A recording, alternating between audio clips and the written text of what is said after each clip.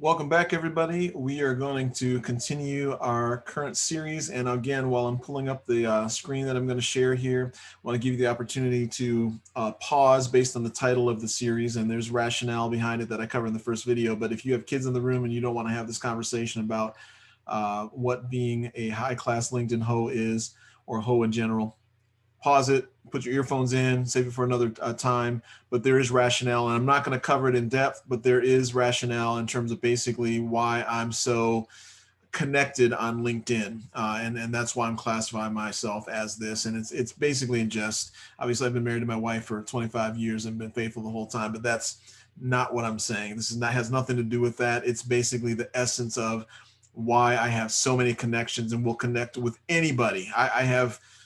I make no bones about it. You can connect with me all you want. It's going to benefit me. It may benefit you for having me as a connection in terms of searchability. And searchability is the critical key here in terms of why I accept everybody.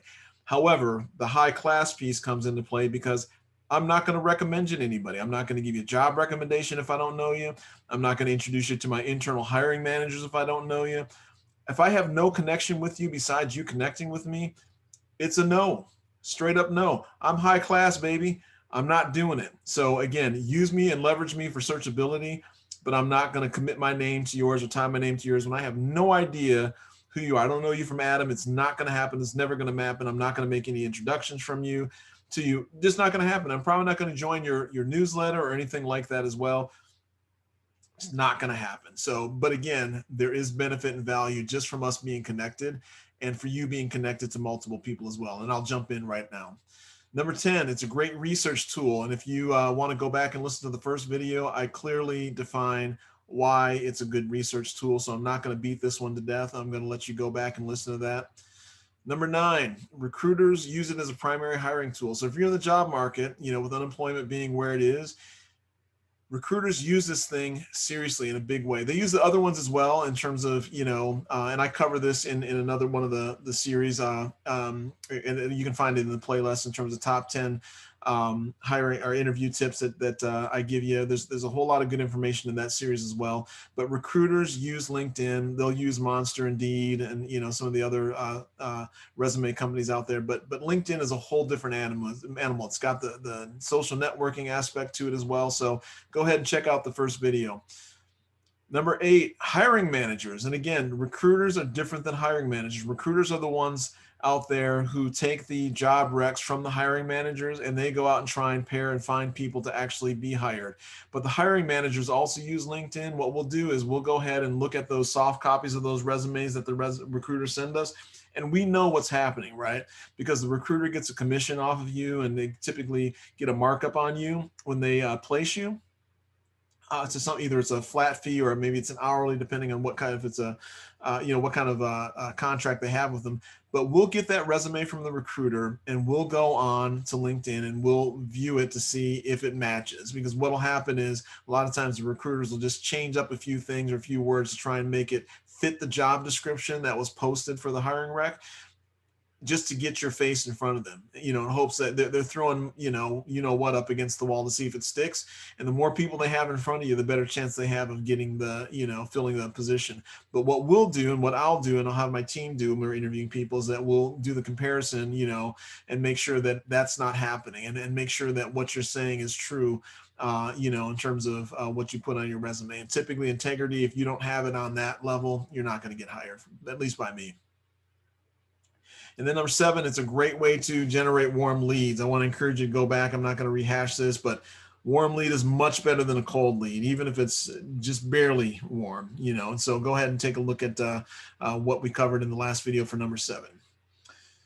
Number 6, you can use LinkedIn to brand your business. If you have a side business or a side hustle, or it's your primary business and you're not on LinkedIn because you've just been a business owner, you need to get on LinkedIn because number 1, it'll help you find people. It'll help you tell people about your business. Your business will come up in the LinkedIn searches.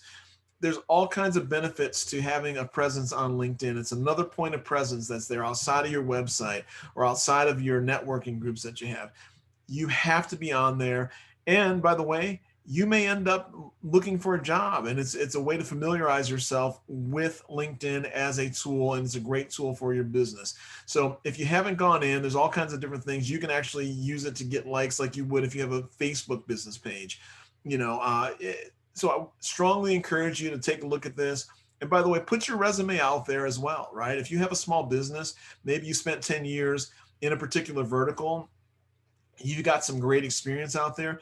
Maybe somebody hires you or reaches out to you about a job interview, and maybe it's time, maybe your business is closing down, or maybe you're just tired of it, but maybe that gives you an opportunity. If they're hiring for something and it aligns with the business, service, or product that you're offering, maybe it allows you to reach out to that company and generate that warm lead, because you know that a recruiter looked out, and the service that you offer is meeting the demands of that company in terms of the product that they're, or the role that they're hiring for. So something else you need to consider, need to have your own personal resume out there and updated. Even if the last 20 years you've owned this business, and you have 10 years prior that you've been working in corporate and in a job situation, it's important for you to update that as well, because it lends credibility to your business also.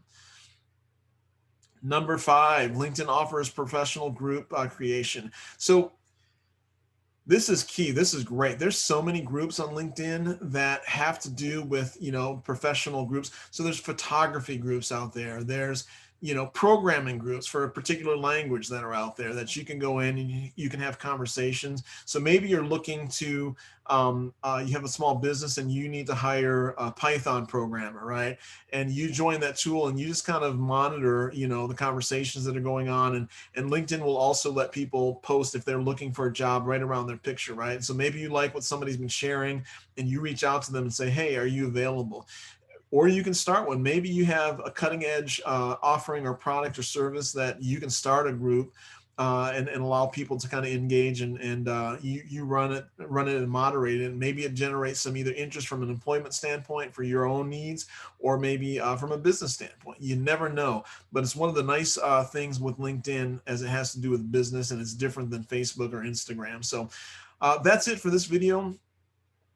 I'm going to stop sharing and then I'm going to stop recording. But before I do, if you find any value with the information that I'm sharing with you, please give me a subscribe, give me a thumbs up, and hit the alert button. And then also share this video or this playlist with somebody else who may find benefit in it as well. And we'll talk to you at the next video for number 4 and number 3.